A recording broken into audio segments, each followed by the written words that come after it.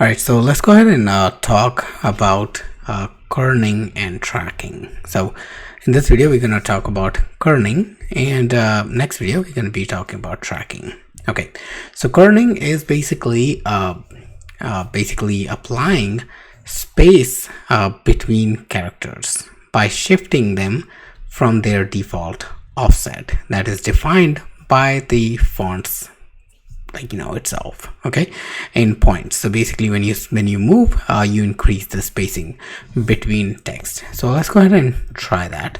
So what I'm going to do is, from this example, I'm going to remove all the formatting and make them all look same, and we're gonna add some kerning around this. Okay, and we don't need this guy anymore.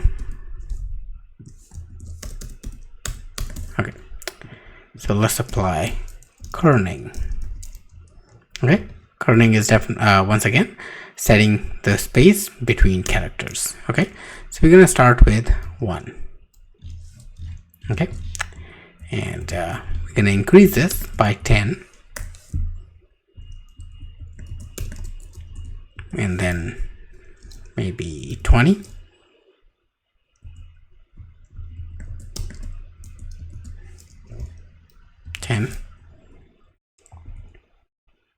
And 1. Okay, so as you can see, the space that's been applied between characters is divided equally and then applied to give your letter a little bit more breathing room. Now this value can go in negative as well to basically bring them together.